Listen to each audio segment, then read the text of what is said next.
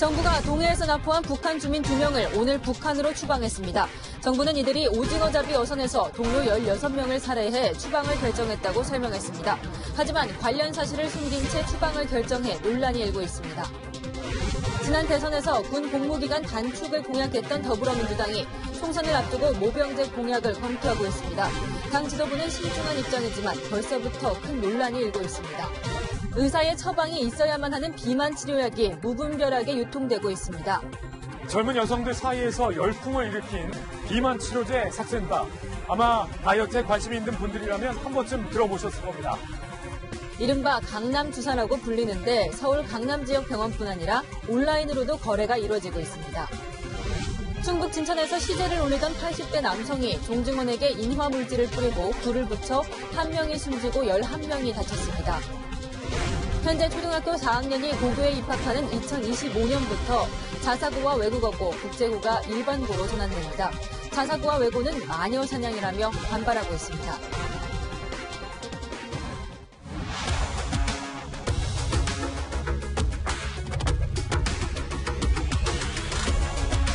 여러분 안녕하십니까? 정부가 오늘 동해상에서 납포한 북한 주민 2명을 판문점을 통해 북으로 보냈습니다. 특이한 건 주민이 귀순 의사를 밝혔는데도 처음으로 추방 형태로 쫓아냈다는 겁니다. 정부는 이들이 동료 선원 16명을 살해하고 도주한 범죄자라고 밝혔는데요. 하지만 정부 설명엔 석연치 않은 점이 많습니다. 동해상에서 대체 무슨 일이 벌어졌던 건지 첫 소식 김윤정 기자가 보도합니다. 정부는 지난 11월 2일 동해상에서 납포한 북한 주민 2명을 11월 7일 오늘 15시 10분경 판문점을 통해 북한으로 추방하였습니다. 북한 주민 추방은 처음으로 이들이 동해상 오징어잡이 배에서 동료 선원 16명을 살해했다는 이유에서입니다. 흉악 범죄자로서 국제법상 난민으로도 인정할 수 없다고 판단하여 정부 부처 협의 결과에 따라 추방을 결정하였습니다. 17톤의 오징어잡이 배는 지난 8월 15일 선원 19명을 태우고 북한 김책항을 출발해 러시아 해역에서 조업하고 있었습니다. 선장의 가혹행위가 이어지자 지난달 말 선원 3명이 공모해 둔기로 선장을 살해하고 범행을 은폐하기 위해 나머지 동료 선원 15명도 함께 죽였다는 게 정부의 설명입니다. 살인 후 이들은 자강도로 도망가기 위해 김책항 인근으로 이동했다가 공범 1명이 체포되면서 나머지 2명만 배를 타고 남아있습니다. 지난달 31일 NLL 동쪽 205km 지점에서 발견돼 우리 해군이 강제 퇴거 조치했으나 지난 2일 다시 우리 영해로 들어와 선박을 납포하고 삼척항으로 끌고 왔습니다. 국방부는 특수정보를 통해 도주 사실을 사전에 인지하고 있었고 지난달 말부터 경계에 들어갔다고 설명했습니다. 저희가 SI 정보로 그런 상황을 확인을 했고 그래서 해상 경계 강화 태세를 유지를 했고 북한 주민 2명은 귀순 의사를 밝혔지만 정부는 납포 시 계속 도주를 한 만큼 정상적인 귀순으로 보지 않았다고 설명했습니다. 채널A 뉴스 김윤정입니다. 그런데 이런 이례적인 상황이 국민에게 알려지게 된 과정도 논란입니다. 오늘 오전 청와대 간부의 휴대전화 문자 메시지가 언론에 우연히 노출돼 논란이 된 그 후에야 통일부가 브리핑에 나섰기 때문인데요. 숨기려 했던 것 아니냐는 의혹도 나옵니다. 이어서 유주은 기자입니다. 청와대 고위 관계자가 국회 예산결산특별위원회 전체회의에서 직원이 보낸 문자 메시지를 휴대전화로 보고 있습니다. 그런데 메시지에 오늘 오후 3시에 판문점에서 북한 주민 2명을 북측으로 송환할 예정이라고 적혀 있습니다. 정부가 공개하지 않았던 북한 주민 2명의 추방 사실을 언론사 카메라에 잡힌 휴대전화 문자 메시지를 통해 알게 된 겁니다. 문자에는 자해 위험이 있어 적십자사가 아닌 경찰이 에스코트할 예정이라는 문구도 있습니다. 북한 주민이 왜 자해를 시도하려 하는지 정부는 아직까지 정확히 밝히지 않고 있습니다. 자해 우려가 있는 북한 주민을 북한으로 보내는 일을 한단 말입니까? 반인륜적이고 진실을 더 조사해야 되지만 이럴 수 없는 일이 진행되고 있습니다. 송환과 관련해 통일부와 국정원 간 입장 정리가 안 됐다는 대목도 있습니다. 강제 북송이라는 합리적인 의심을 지울 수가 없어요. 이 북한으로 북송하는 문제에 대해서 관련 부서인 국정원과 통일부 간의 합의가 이루어지지 않았고 통일부는 절차상 문제를 협의하는 중이었다며 이견은 없었다고 해명했습니다. 조사를 3일 만에 끝내면서 물증 없이 북한 주민의 진술만으로 16명을 살해했다는 결론을 내린 것도 야당 의원들은 문제 삼았습니다. 채널A 뉴스 유주은입니다. 네, 정치부 이동훈 기자와 자세한 내용 알아봅니다. 이 기자, 특이한 사건이라 궁금한 게 많아요. 먼저 사건 정리를 좀 해봅시다. 8월 15일로 거슬러 올라가는 거예요. 네, 17톤급 북한 배는 8월 15일 북한 김책항에서 19명을 태우고 러시아와 북한 해역을 돌아다니며 오징어를 잡았습니다. 그런데 2달 뒤인 10월 말쯤 20대 초반 선원 2명이 선장의 가혹행위에 불만을 가졌습니다. 이들은 또 다른 선원 1명에게 선장을 죽이자 돼지 잡듯 하면 된다, 둔기로 하면 된다고 제안했습니다. 이렇게 의기투합한 3명이 선장을 비롯한 나머지 16명을 모두 살해한 사건입니다. 그래도 3명이 16명을 살해한다는 게 상상이 좀 안 가는데 네. 좀 구체적인 그 살해 과정이 좀 취재가 됐습니까? 네, 선장을 살해하자고 제안한 선원 중 1명이 배 앞머리에서 경계 근무를 서던 선원을 둔기로 살해했습니다. 그러자 나머지 2명이 이왕 벌어진 일이니 할 수 없다면서 선미에 있던 선원도 둔기로 가격해 시체를 바다에 유기했습니다. 그럼 원래 살해 목표였던 선장은 어떻게 했습니까? 네, 선장은 조타실에 누워서 쉬고 있었습니다. 이들은 선장도 둔기로 살해했고 시체를 해상에 유기했습니다. 나머지 선원들이 이 사실을 알게 되면 자신들에게 위해를 가할 거라고 판단해서 남은 사람들도 모두 살해하기로 했습니다. 그럼 선장을 살해할 동안 뭔가 좀 시끄러웠을 것 같은데 네. 나머지 선원들은 무엇을 하고 있었을까요? 네, 시간대가 밤이었거든요. 이들은 취침 중이던 다른 선원들을 근무 교대 명목으로 2명씩 40분 간격으로 불러냈습니다. 40분 간격으로 시체를 유기하고 바닥 청소까지 한 건데요. 선수와 선미에 1명씩 서 있다가 올라오는 선원들을 살해했다는 게 정부의 설명입니다. 모든 작업은 해 뜨기 전에 종료됐습니다. 이 범행을 저지른 건 총 3명이에요. 네. 그런데 지금 정부가 붙잡은 건 선원 2명입니다. 그럼 1명은 북한에 지금 남아 있었던 건가요? 네, 이 일을 주도한 2명은 북한 자강도에 가서 살 생각이었습니다. 나머지 1명은 죽어도 고향에서 죽겠다고 해서 김책항으로 다시 돌아갔다고 합니다. 이들은 김책항에서 오징어를 팔아서 도피 자금을 마련하려 했는데요. 김책항에 도착하자마자 육지에 뛰어내린 선원이 기다리던 북한 당국 요원에게 잡혔고 배에 있던 2사람은 놀라서 무작정 남하했다고 합니다. 그러니까 배에 있던 2사람은 이게 NLN 부구까지 남하하다가 결국 우리 해군에 붙잡힌 건데 네. 우리 해군은 뭐 어떻게 알고 이들을 납포한 건가요? 네, 앞서 리포트에도 나왔지만 지난달 31일 우리 해군이 오징어잡이 배를 NLL 인근에서 발견해 퇴거 조치를 했습니다.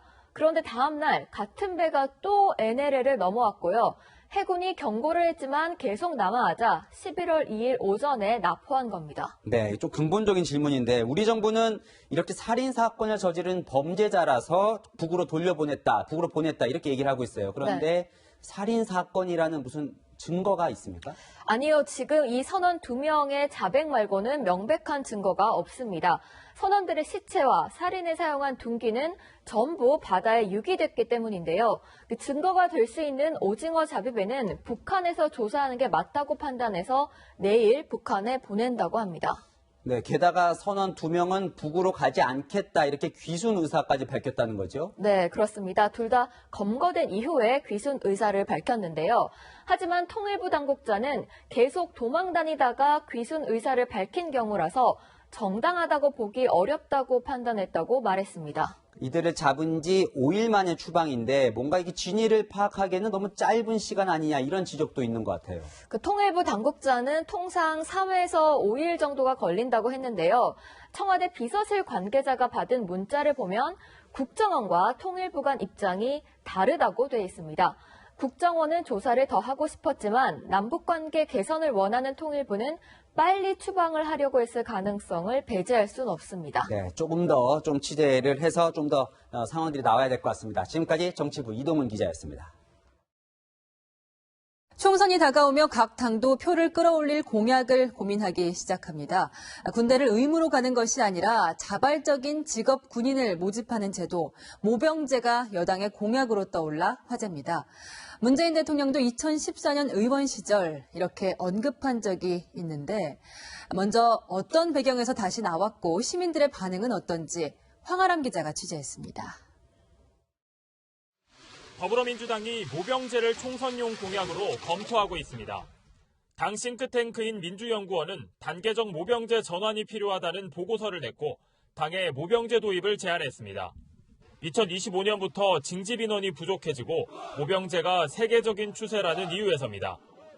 내년 총선을 앞두고 상대적으로 지지율이 낮은 20대 남성들의 표심을 끌어오기 위한 파격 카드란 분석이 나옵니다.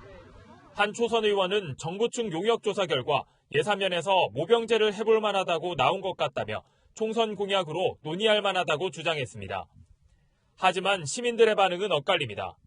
제가 지금 1월에 군대를 가는데 이제 모병제가 되면은 월급도 많이 받고 이제 자기 의사로 갈 수 있으니까 현재 분단돼 있는 국가이기 때문에 현실적으로 모병제를 하면 아무래도 병력을 충원하는 데 있어서 많이 부족하지 않을까 싶습니다. 그 모병제에 대해서 찬성하는 편입니다. 요즘에는 취업도 잘 안 되잖아요. 군대 생활을 또 하면서 자기 그 직장이랄까 그런 직업도 선택하게 되고 돈도 현실적으로 돈도 너무 많이 들고 이제 북한이라는 문제도 있고 병력도 많이 줄어들고 조금 힘들지 않을까 싶은데요. 야당은 선거용 정책이라고 비판했습니다. 대한민국의 이 병역에 관한 문제를 이 선거를 위한 또 하나의 도구로 만드는 것 아닌가 하는 그런 우려가 매우 큽니다.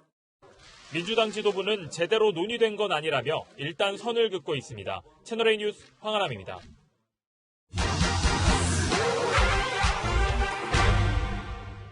사실만 짚어드리는 팩트맨입니다. 앞서 보신 모병제 도입론이 국방의 의무를 규정하고 있는 우리 헌법까지 고쳐야 가능한 걸까요? 따져보겠습니다. 우리나라 헌법 제39조에는 국방의 의무가 명시돼 있죠. 이 국방의 의무는 단지 군 복무만을 뜻하는 것이 아니라 국방 유지에 필요한 납세나 대체 복무 등 다양한 종류의 의무도 포함하고 있습니다. 남성이 군에 입대하는 이 병역의 의무는 헌법이 아닌 병역법에 규정돼 있어서 개헌 대신 법률 개정만으로도 모병제 전환 가능합니다. 그런데 이 모병제 전환 거스를 수 없는 세계적 추세라는 평가도 나오는데 다른 나라 상황은 어떤지 살펴보겠습니다. 민주연구원 자료에 따르면 모병제를 채택한 나라는 총 89개국, 징병제 국가는 66개국으로 모병제 국가가 더 많습니다. 다만 모병제 국가 중에 지원 병력이 부족해서 애를 먹고 있는 곳도 있는데요. 유럽에서 가장 먼저 모병제를 도입한 영국은 군 입대 지원자가 줄어서 지난해부터는 5년 이상 영국에 거주한 연방국가 국민들까지로 지원 대상을 넓혔습니다. 독일도 같은 이유로 유럽연합 회원국을 상대로 해서 용병을 지원받는 방안을 검토 중입니다. 유럽의 경우에 냉전 체제 해체라고 하는 중대한 터닝 포인트가 있었잖아요. 러시아의 위협이 다시 돌아오다 보니까 안보 위협이 다시 돌아온 거죠. 모병제였던 스웨덴은 주변국의 안보 위협이 심해지자 아예 지난해부터 다시 징병제를 부활시켰는데요. 아시아 국가 가운데는 대만도 당초 2015년 모병제 도입을 결정했지만 지원 숫자가 부족해 3차례나 연기한 끝에 지난해 도입할 수 있었습니다. 이 종합하면 모병제 법률 개정만으로도 도입 가능합니다. 다만 잘 유지하기 위해선 주변 안보 상황과 지원 인력도 뒷받침돼야 합니다. 이상 팩트맨이었습니다. 황교안 자유한국당 대표의 보수 대통합 제안에 유승민 바른미래당 의원이 오늘 통합의 조건을 내걸었습니다. 가장 눈길을 끈 건 탄핵의 강을 건너자 이 대목인데요. 박근혜 전 대통령 탄핵이 통합의 변수가 되고 있습니다. 윤수민 기자입니다. 이르면 12월 보수통합협의체를 출범시키겠다며 의욕을 보인 황교안 한국당 대표. 통합이 정이고 분열은 불입니다. 승리를 위한 통합을 이루어내도록 저부터 낮은 자세로 최선을 다하겠습니다. 이번 주에 실무 협상을 시작하겠다며 의욕을 보이고 있지만 박근혜 전 대통령 탄핵이 발목을 잡고 있습니다. 통합 대상인 유승민 바른미래당 의원과 우리공화당이 탄핵을 두고 공방을 벌이고 있기 때문입니다. 유 의원은 탄핵에 대한 잘잘못을 따지지 말고 미래로 나가자고 강조합니다. 탄핵 문제에 대해서 계속 거기에 매달려 있는 그런 분들과 같이 보수를 재건할 수 있다라는 생각은 굉장히 좀 저는 현실성이 없는 생각이고. 하지만 우리공화당은 유 의원을 탄핵 오적으로 지목하며 함께할 수 없다고 선을 그었습니다. 황교안 대표가 자유우파 대통합을 얘기를 했는데 결국 그것은 탄핵 주동자인 유승민에 대한 우회에 불과합니다. 한국당 내 일부 친박계 의원 역시 유 의원과는 함께할 수 없다는 입장입니다. 통합의 길목에서 불거진 탄핵 논란에 대해 황 대표는 앞으로 잘 협의하겠다는 원론적인 답변을 내놨습니다. 채널A 뉴스 윤수민입니다.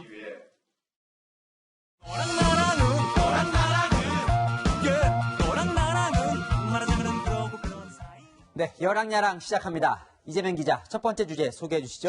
네, 마지막 퍼즐 이야기를 해볼까 합니다. 네, 안철수 전 대표가 마지막 퍼즐의 주인공인가 보죠? 네, 맞습니다.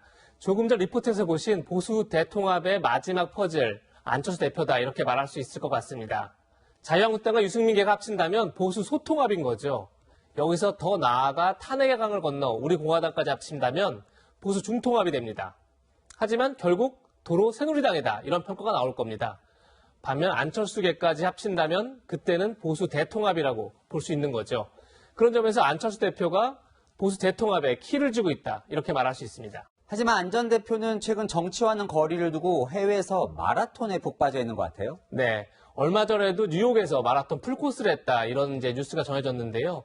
하지만 정치적 행보를 두고는 계속 침묵하고 있습니다.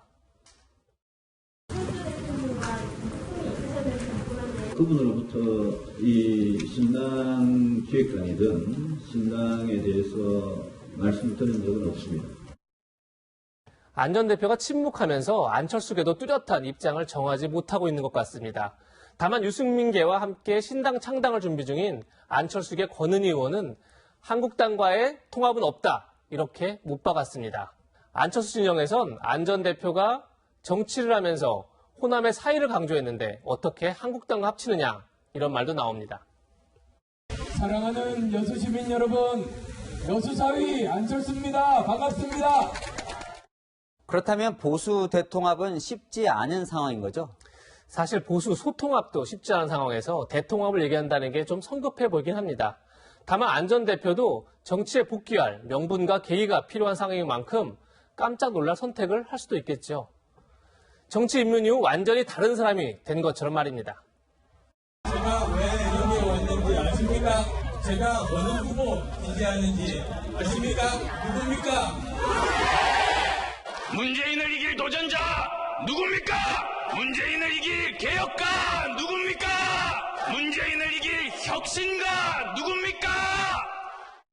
안 전 대표가 내년 총선 이후에 움직일 거라는 전망도 있잖아요. 네, 그런 전망도 나옵니다. 안 전 대표의 목표는 역시 다음 대선이기 때문에 지금 성급하게 움직일 이유가 없다는 겁니다. 사람 마음은 다 알아도 안철수 마음은 몰라요. 저는 총선 역할을 안 할 것 같아요. 황교안이 잘못되면은 한국당에서도 나를 한번 데려갈 수도 있다 계산할 거예요. 안 전 대표는 최근 발간한 책에서 마라톤에 계속 도전하는 것처럼 나는 계속 용기를 내 출발선에 설 것이다 이렇게 말했는데요. 그가 어떤 출발선을 선택할지 지켜볼 필요가 있을 것 같습니다. 네, 다음 주제로 넘어갈까요? 네, 땡큐 강기정 이렇게 제목을 달았습니다. 어제 강기정석 논란으로 파행된 예결회의가 오늘 열렸는데요. 주목받은 인물이 있습니다. 정부에 몸담은 사람이 감정을 절제하지 못하고 국회 파행의 원인 가운데 하나를 제공한 것은 온당하지 않았다고 생각합니다. 송구스럽게 생각합니다. 네, 이낙연 총리가 강기정 수석을 대신해 낮은 자세로 사과한 겁니다. 그랬더니 야당에서 이런 반응이 나왔습니다. 진심 어린 사과 표명이 오늘 그 어떤 질의와 답변보다도 우리 정치를 한 단계 성숙시키고 국민들이 보고 싶어하는 가장 아름답고 멋진 장면이 아니었나 생각합니다. 총리가 야당 의원에게 저런 칭찬을 듣는 거 참 보기 드문 장면이네요. 그렇죠. 이 총리가 위기를 기회로 만든 셈인데요. 그동안 이 총리는 특유의 화법으로 여러 차례 존재감을 드러낸 적이 있죠. KBS나 MBC에서 불공정한 보도를 한 것 혹시 기억나시거나 본 게 있습니까? 잘 안 봅니다. 꽤 오래전부터 좀 더 공정한 채널을 보고 있습니다. 여기가 어디입니까? 평양이죠? 태극기 어디 갔어요? 김정은 위원장이 서울에 오신다면 서울 한복판에 인공비를 휘날릴 수 있습니다. 정치인의 막말이 늘 뉴스가 되다 보니까 저런 좀 여운을 남기는 그런 발언이 또 호평을 받기도 했었어요. 네, 맞습니다. 그런데 어제 파행의 원인 제공자인 강기정 수석은 자신의 페이스북에 지금 보시는 이 사진을 올려서 또 한 번 논란이 되고 있습니다. 정무수석이 야당 의원을 만나 소통하는 건 좋은 일인데 어제 국회가 파행된 상황에서 이런 사진을 올리는 게 적절했는지 의문입니다. 강기정 수석과 건배를 하고 있는 김재원 예결위원장도 어제 구설에 올랐습니다. 예결위 회의가 파행된 뒤 회의장에서 기념사진을 찍는 모습이 포착됐기 때문입니다. 회의가 파행된 걸 안타까워한 건 알고 보니 언론뿐이었나 봅니다. 네, 예결위원장과 정무수석 어제 만남에서 어떻게 국민 세금을 한 푼이라도 소중히 쓸까 이것도 깊은 토론을 했길 바랍니다. 지금까지 여랑야랑이었습니다. 충북 진천에서 문중 제사를 지내던 일가 뒤에서 인화물질을 끼얹고 불을 질러 1명이 숨지고 11명이 다쳤습니다. 불을 낸 사람은 재산 문제로 갈등을 빚어온 친척이었습니다. 김태영 기자입니다. 재단 위 음식이 새카맣게 탔고 주변 잔디도 군데군데 그을렸습니다. 오늘 오전 10시 40분 충북 진천에 있는 야산에서 문중 제사를 지내던 중 80살 윤모 씨가 종중 25명을 향해 인화성 물질을 뿌리고 불을 붙였습니다. 낭독을 하는 찰나에 지혜에서 와서 추천을 한 거죠. 던짐과 동시에 라이터를 킨 거예요. 이 불로 85살 남성이 숨지고 79살 남성을 포함해 11명이 화상을 입어 치료를 받고 있습니다. 대부분 70대와 80대의 고령자들입니다. 윤 씨는 범행 직후 음독했지만 생명의 지장은 없는 상태입니다. 풍제계 동의 어떤 농약병 같은데 플라스틱 그 안에 내용물은 모르는 거죠. 윤 씨는 종중 소유의 땅 문제로 갈등을 빚어왔습니다. 종중 좀 다 먹고 해가지고 종중에서 고발해서 징역 사는 거야. 지금 팔자고 살았는데 2년 전 출소한 윤 씨는 이번 범행 전에 현장을 미리 둘러본 것으로 알려졌습니다. 이윤 씨는 3, 4일 전부터 아침 8시마다 혼자 2차를 타고 와서 이 범행 장소인 종중 묘소를 둘러봤습니다.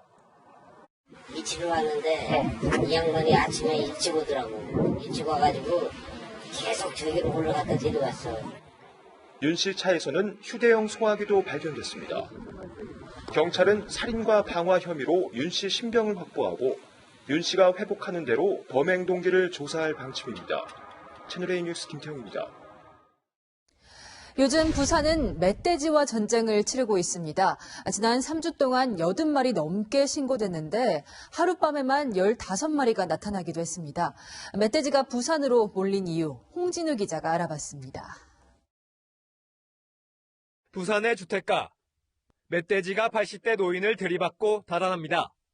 황급히 쫓아간 경찰이 실탄을 쏘자 그 자리에 쓰러집니다. 지난 5일 밤부터 6일 새벽까지 15마리가 나타난 데 이어 어제도 5마리가 출몰했다는 신고가 경찰에 접수됐습니다. 방송을 하더라고. 지금 멧돼지 나타난 어린이들 지하에 늘어오지 말라고. 때와 장소를 가리지 않고 멧돼지가 나타나면서 등하굣길 아이들을 보호하기 위해 경찰을 배치했습니다. 부산 경찰은 멧돼지가 자주 나타나는 위치를 표시한 지도까지 만들어 SNS에 올렸습니다. 최근 3주간 83마리가 나타나 주민들의 공포감이 커졌기 때문입니다.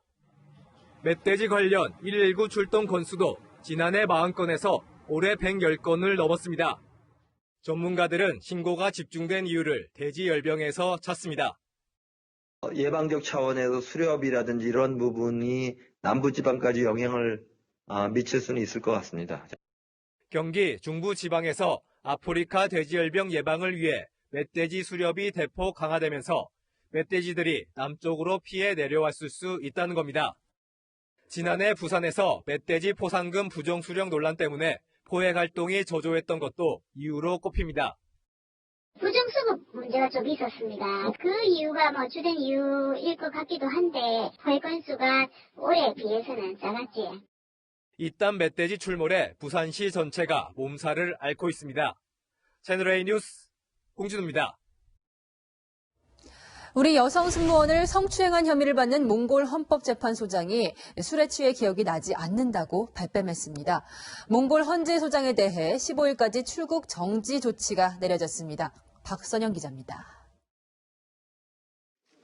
모자를 눌러쓴 채 고개를 숙이고 경찰청을 빠져나가는 드바야르 도르지 몽골 헌법재판소장. 9시간 동안 성추행 혐의 등에 대해 조사를 받고 풀려났습니다. Do you admit sexual violence? Do you think this occasion will be a diplomatic problem?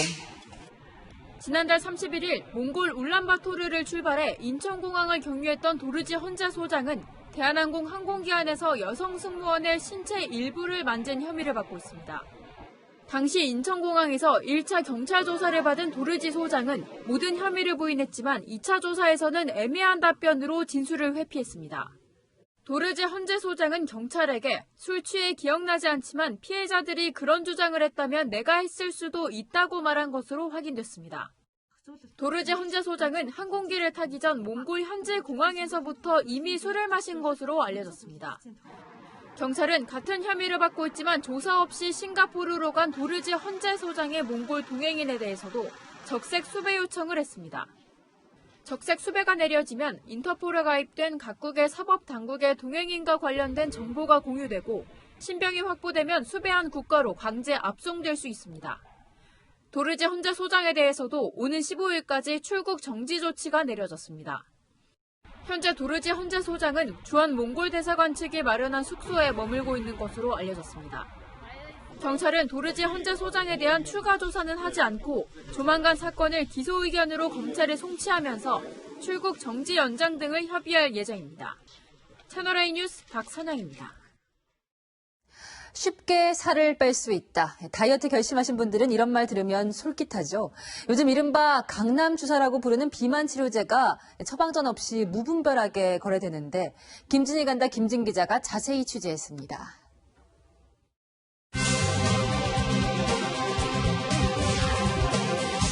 젊은 여성들 사이에서 열풍을 일으킨 비만 치료제 삭센다. 아마 다이어트에 관심 있는 분들이라면 한 번쯤 들어보셨을 겁니다. 이 삭센다는 의사의 처방이 반드시 필요하고 개인 간 거래가 금지된 전문 의약품입니다. 그런데 시중에서 의사의 처방 없이 거래가 되고 있다는데요. 삭센다 불법 거래 현장 제가 직접 찾아보겠습니다. 살 빠지는 주사, 일명 강남 주사라고 불리는 삭센다. 체질량 지수 BMI가 30 이상인 고도 비만 환자나 BMI 27 이상이면서 동시에 당뇨병이나 고혈압 등의 증상이 있는 사람에게만 처방해야 합니다. 반드시 의사 처방이 필요한 전문 의약품인데요. 과연 제대로 지켜지고 있을까요? 취재진이 서울 강남의 한 병원을 직접 찾아가 봤습니다. 삭센다 처방이라던데. 삭센다를 찾자 곧바로 진료실로 안내합니다. 식욕을 억제하는 그런 약이기 때문에 이거 쓰시는 분들은 효과가 좋다고 하셔가지고 주기적으로 좀 처방을 받으러 오시니까 그렇지는 않아요. 처음에 한 3, 4일 정도는 약간 메스꺼려운 느낌이랑 소화 잘 안 되는 느낌이 있을 수 있는데요. 대부분 일시적이시더라고요. 체질량 지수 검사 없이 짧은 상담만으로 처방이 내려집니다. 근처의 또 다른 병원. 이번에는 체질량 지수 검사를 했는데요. BMI 23의 정상이었는데도 의사는 삭센다 처방을 내려줍니다. 그런데 다른 약까지 함께 패키지 구매를 권유합니다. 약 처방은 나가거든요. 수요 억제하는데 삭센다도 같이 맞으면 좀 더 극대화를 시켜주기 때문에 같이 저희가 패키지를 묶어놓는 거예요. 다이어트. 그래서 29만 원이거든요. 이번에 찾은 곳은 치과. 여기에서도 삭센다 처방을 받을 수 있었습니다. BMI 검사는 물론 의사 면담도 없이 간호사가 삭센다 구매를 권유합니다. 저희 각종이랑 신나는 이에다가 말씀을 빼주고요. 나가주시면 되세요. 알코올 성분을 맨 처음에 닦아주시고 찌른 다음 약 넣고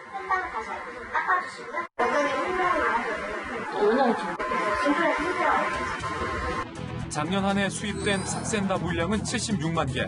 하지만 처방 전 발행 건수는 2만 8천여 건에 불과합니다. 상당수 물량이 처방 없이 판매된 겁니다. 처방 없는 삭센다는 온라인에서 공공연하게 거래되고 있었습니다. 인터넷 카페에서 연결된 개인 판매자를 직접 만나봤습니다.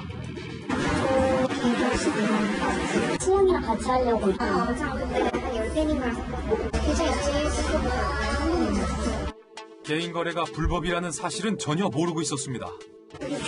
병원에서 사고 팔면 다 전문 의약품을 처방 없이 개인이 판매하는 것은 명백한 의료법과 약사법 위반입니다. 의약품을 판매할 수 없는 사람이 판매한 건으로 해가지고 5년 이하의 징역 또는 5천만 원 이하의 벌금 해당되죠. 무분별하게 유통되다 보니 부작용도 속출합니다. 6개월 동안 삭센다를 사용했다는 30대 가정주부. 삭센다를 맞으면 그전한테 살이 엄청 빠져가지고 감났던 자켓들이 다 맞고 운전할 때 여기 막 끼는데 신경하고. 그러나 한 달 정도 지난 뒤 부작용에 시달려야 했습니다. 가장 큰 건 주사 발진이랑 근육통이 너무 심해가지고 여기가 되게 1업 할 때마다 계속 뭔가 이렇게 누르는 것처럼 근육통이 계속 있어요. 발진, 붓기, 착색, 킥이 계속 있었어요. 구토와 근육통은 기본, 피를 토했다는 사람도 있습니다. 위장 운동을 느리게 하니까 위장관 장애가 가장 흔하게 많이 발생을 하고요. 췌장염이라든지 갑상선 암의 위험을 높일 수 있는 게 가장 좀 큰 부작용이라고 할 수 있죠. 식약처에서는 다급히 대책 마련에 나섰습니다. 5개씩 포장이 돼 있으면 원하지 않으시더라도 거의 5개씩 무조건 받아야 되면 좀 남용되거나 오용될 수 있잖아요. 포장 단위를 좀 또 포장 단위를 해서 공급할 수 있도록 제가 요청한 거죠. 부작용에 따른 더 큰 피해를 막기 위해 적극적인 단속과 관리가 시급합니다. 김진희 간다의 김진 기자입니다. 구속된 프로듀스 X101의 담당 PD가 그 이전 프로듀스 48의 투표 결과도 조작했다고 시인했습니다. 이 때문에 그때 투표로 뽑힌 가수 아이즈원은 일부 팬들로부터 해체 요구까지 받고 있습니다. 박건영 기자입니다. 프로듀스 X101의 유료 팬투표 결과를 조작한 혐의로 구속된 엠넷의 안모 PD. 투표 조작 혐의 인정하십니까? 형사 답변하겠습니다. 경찰은 프로듀스 X101에서 가수 데뷔조로 뽑힌 출연진 11명 가운데 최소 3명은 데뷔조에 들 수 있는 득표를 하지 못했을 가능성이 높다고 보고 있습니다. 안 PD는 경찰 조사에서 지난해 방영한 프로듀스 48의 투표 결과도 조작했다고 진술한 걸로 전해졌습니다. 선발 결과의 공정성이 의심받으면서 프로듀스 48과 프로듀스 X101을 통해 선발된 그룹 아이즈원과 X1의 활동에는 빨간불이 켜졌습니다. 아이즈원은 첫 정규 앨범 발매에 맞춰 오는 11일 진행하려던 신곡 소개 행사를 취소한 데 이어 앨범 발매도 무기한 연기하겠다고 발표했습니다.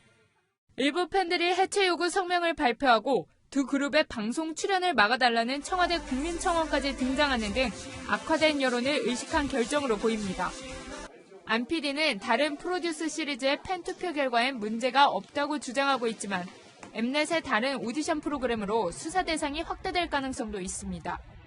경찰은 오디션 프로그램 아이돌 학교에서도 투표 결과 조작이 이뤄졌을 가능성을 의심하고 있습니다. 또 안 PD의 상급자들은 투표 결과 조작을 어디까지 알고 관여했는지도 수사 중입니다. 채널A 뉴스 박건영입니다. 지금 보고 계신 이 개미는 생태계를 파괴할 뿐 아니라 전자제품도 씹어먹어 노랑 미친 개미로 불리는 긴다리 비틀개미입니다. 외래종으로 알려진 이 개미 수천 마리가 인천에서 발견돼 비상입니다. 공태현 기자가 취재했습니다. 인천에 있는 기계공장 화단에 파란색 물체가 20m 간격을 두고 놓여 있습니다. 안에는 육포가 달려있고 옆에는 작은 구멍도 보입니다. 바닥에는 구멍으로 들어온 개미를 잡아둘 친환경 부동액이 고여 있습니다. 긴다리 비틀개미를 잡으려고 설치한 덫입니다. 트랩 안에 육포 같은 걸 넣어가지고 개미들을 유인하는 거예요. 공장에서 긴다리 비틀개미가 발견된 건 그제였습니다. 베트남 호치민을 출발해 인천항을 거쳐 공장에 운송된 목재에서 개미가 쏟아져 나온 겁니다. 신고를 받은 환경부와 농림부는 여왕개미 3마리와 일개미 약 3,600마리, 번데기 약 620마리 등을 약품으로 살처리했습니다. 도망친 개미를 잡으려고 덫 75개와 살충제를 뿌린 수건도 공장 주변에 배치했습니다. 이동 시 좌우로 움직이는 습성 때문에 노랑 미친개미로도 불리는 긴다리 비틀개미는 열대지방에 주로 사는데 번식력이 높아 생태계를 파괴하는 종으로 유명합니다. 인도양의 크리스마스 섬에선 고유종인 붉은 참개가 이 개미의 공격을 받아 30% 넘게 개체수가 줄었고, 지난 2017년 이 섬에서 토종박쥐가 멸종된 것도 이 개미가 박쥐 먹이를 먹어치웠기 때문이라는 주장도 제기됐습니다. 전자제품 같은 데도 피해를 많이 입힌다고 돼 있어요. 씹어서 먹든지 개미 산이 나오니까 전자제품 쪽에 고장이 많이 난다라고. 방역당국은 놓친 개미가 없는지 공장 안팎을 계속 감시할 계획입니다. 채널A 뉴스 공태현입니다.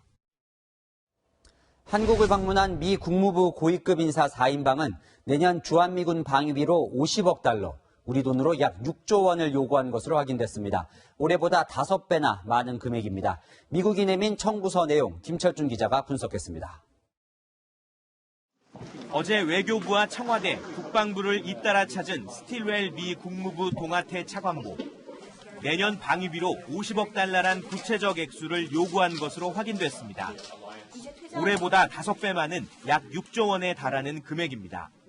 As we said, the U.S. ROK relationship and alliance is the linchpin of peace and security here in the Indo-Pacific region. 또 면담 때마다 한미동맹과 미국의 인도태평양 전략을 강조하는 데 이유가 있었습니다. 드하트 미 방위비 협상 대표와 만난 우리 측 인사는 중동 호르무즈 해협과 말라카 해협 등 인도태평양에서 활동하는 미군 비용도 우리에게 청구했다고 밝혔습니다. 한국이 원유의 80%를 중동에서 가져오는데 미군이 해상 수송로를 보호해주는 만큼 돈을 내라는 겁니다. 이 밖에 주한미군 순환배치 비용, 연합훈련을 위한 본토병력 동원 비용, 주한미군의 미국 군무원과 가족 지원 비용 등도 방위비 인상 청구서에 포함된 것으로 알려졌습니다.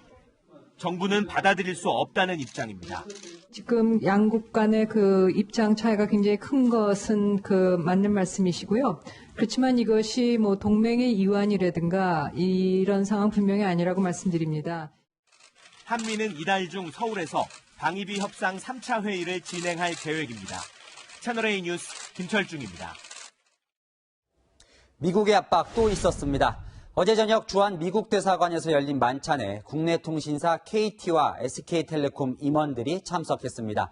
미국 정부로부터 중국 화웨이 장비를 쓰지 말라는 요구를 직접 전달받은 것으로 알려졌습니다. 강병규 기자의 보도입니다. 미국 대사관에서 열린 만찬에 국내 통신사 KT와 SK텔레콤이 참석한 것으로 확인됐습니다. 미 대사관이 초대를 했는데 이 자리에서 방한 중인 케이스 크라크 미 국무부 경제처관은 미국의 반화웨이 정책에 동참해줄 것을 요청했습니다. 크라크 차관은 황창규 KT 회장, SK텔레콤 임원에게 미국은 화웨이 장비를 절대 용납할 수 없다는 점을 강조한 것으로 알려졌습니다. 미국은 중국 화웨이가 통신 장비를 이용해 스파이 활동을 할 수 있다며 동맹국에게 화웨이 장비 사용 금지를 요구하고 있습니다. 최근 화웨이가 KT, SK텔레콤과도 장비 공급을 논의 중이라고 밝힌 것이 배경이 됐다는 관측입니다. 해당 통신사들은 5G 장비 선정은 검토 단계가 아니다라며 말을 아꼈습니다. 우리 정부는 중국을 의식해 미국의 요청에 유보적인 입장을 보이고 있습니다. 보안 문제가 있다고 판단하고 있지는 않고요. 미 대사관 만찬에 화웨이의 5G 장비를 쓰고 있는 LG U+는 참석하지 않았습니다. 채널A 뉴스 강병규입니다. 어제 민간 택지 분양가 상한제 대상 지역에서 예상과 달리 포함되지 않은 지역이 몇 곳 있죠. 서울 동작구 흑석동과 양천구 목동이 대표적입니다. 이런 동네로 투자가 쏠리는 이른바 풍선 효과 걱정이 벌써부터 나옵니다. 홍유라 기자입니다. 반포 여의도와 가깝고 한강도 멀지 않아 노른자 지역으로 꼽히는 흑석 9구역입니다. 지난달 재개발의 마지막 관문인 관리처분 계획 인가까지 받았습니다. 최근 2년간 집값이 10% 이상 뛴 이고득석동이 분양가 상한제 지역에 포함될 걸로 예상했지만 이번 발표에선 제외되면서 개발 사업은 탄력을 받을 전망입니다. 하지만 부동산 시장은 아직 관망하는 분위기입니다. 문의도 평상시하고 똑같고 또 조합원 수익이 많아지기 때문에 조합원 물량을 사려는 그러한 수요도 있을 것 같습니다. 준공 30년 전후의 노후 아파트가 많은 목동도 비슷한 상황입니다. 문의는 별로 없는 것 같아요. 약간 기대치가 올라가다 보니까 호가들을 조금 더 좀 상향시키는. 전문가들은 시간이 좀 더 지나면 분양가 상한제를 피한 인기 지역으로 부동산 투자 수요가 쏠릴 걸로 전망합니다. 풍선 효과가 가장 우려되는 부분이 있어요. 역동으로 수요자들이든 투자자들이 이동을 할 가능성이 있고 정부는 시장 반응에 따라 분양가 상한제 추가 지정을 예고했습니다. 어제 한 것은 1차 지정이고요. 2차, 3차 시장 상황에 따라서 추가적으로 이루어질 수 있습니다. 서울 27개 동 지정 기준을 놓고 형평성 논란까지 벌어지는 가운데 집값이 잡힐 수 있을지 관심이 쏠립니다. 채널A 뉴스 홍윤아입니다. 정부가 2025년부터 자율형 사립과 외국어 고등학교 그리고 국제고등학교를 일반고로 바꾼다고 발표했습니다.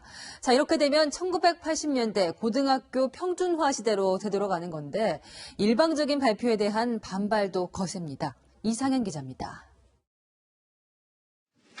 자사고나 외국어고, 국제고 같은 특수목적고가 6년 뒤 일반고로 바뀝니다. 문재인 정부 임기 3년 뒤인 2025년으로 올해 초등학교 4학년이 해당됩니다. 현재 고등학교는 사실상 1류, 2류로 서열화되고 고등학교 진학 경쟁이 심화되어 학부모님들의 사교육비 부담은 커지고 대신 앞으로 5년간 2조 2천억 원을 투입해 일반고의 역량을 높이고 학생이 과목을 골라 듣는 고교 학점제를 차질 없이 진행하겠다고 밝혔습니다. 교육부는 일반고 전환을 위해 초중등교육법 시행령 개정 작업에 바로 착수하기로 했습니다.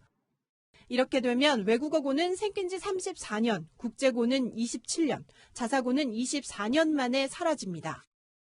전국적으로 79곳의 특목고에 적용됩니다. 다만 과학고와 영재고는 현행대로 유지됩니다. 현재 외고, 국제고 이름은 계속 쓸 수 있고 특성화된 교육과정도 허용하지만 학생을 우선 선발할 권리는 박탈당합니다. 사실상 고교 평준화가 시작된 1974년부터 특목고가 처음 생긴 1991년 이전의 고교 평준화 체제로 되돌아가는 셈입니다. 서울 지역 자사고는 거세게 반발했습니다. 조국 사태로 불거진 대불공정 논란을 해결하려고 특목고를 희생양 삼았다는 겁니다. 정치적 이해득실만을 고려하는 교육 정책의 일괄성을 훼손하는 밀어붙이기식 교육 폭고입니다. 헌법 소원을 포함한 법적 대응도 밝혀 일반고 전환을 둘러싼 갈등은 더욱 커질 전망입니다. 채널A 뉴스 이상현입니다.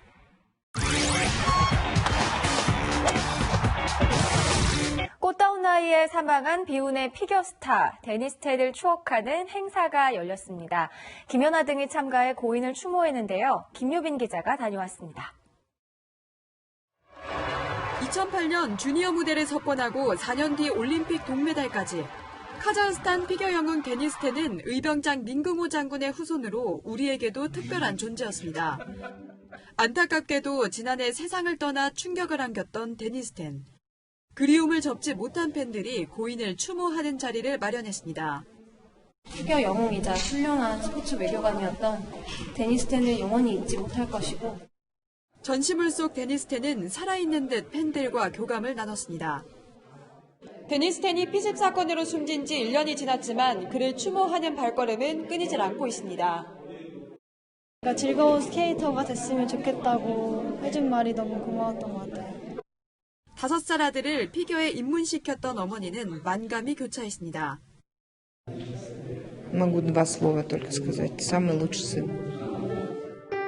그의 아름다운 피겨 연기는 이제 사진으로 추억할 수밖에 없지만 데니스 텐은 많은 이들의 가슴에 살아 숨쉬고 있습니다. 채널A 뉴스 김유빈입니다. 겨울의 첫 절기 입동을 하루 앞두고 있습니다. 절기에 맞춰서 북서쪽에서 한기가 내려오고 있는데요. 찬바람이 심상치가 않습니다. 내일 출근길에는 겨울코트나 패딩을 미리 준비하시는 게 좋겠습니다. 밤사이 기온이 뚝 떨어집니다. 강원 홍천은 영하 2도, 서울은 1도까지 내려가 12월 초순만큼 춥겠고 찬바람이 체감온도를 더 끌어내리겠습니다. 이에 따라서 일부 충청과 영남엔 오늘 밤 11시래기에 한파주의보가 내려집니다. 이들 지역은 하루 사이 기온이 10도 이상 곤두박질 칠 걸로 보입니다. 다만 낮 동안에는 기온이 큰 폭으로 올라 다시 예년 기온 되찾겠고 이에 따라 한파특보도 해제되겠습니다. 일요일과 월요일 사이에는 전국에 비 소식 들어있습니다. 다음 주 후반부터는 기온이 다시 내려가며 본격적인 초겨울로 접어들겠습니다. 겨울이 부쩍 가까이 다가왔습니다. 전기장판이나 난로 같은 온열기구 미리 꺼내두시면 어떨까요? 지금까지 채널A 뉴스 남혜정입니다. 지난 7월 문재인 대통령은 윤석열 검찰총장을 임명하면서 청와대든 여당이든 권력형 비리를 엄하게 수사해달라고 당부했습니다. 내일 청와대에서 이 두 사람이 조국 사태 이후 처음 만납니다. 4개월 전의 당부대로 살아있는 권력을 수사한 검찰총장에게 대통령은 어떤 얘기를 할까요? 내일도 뉴스에입니다.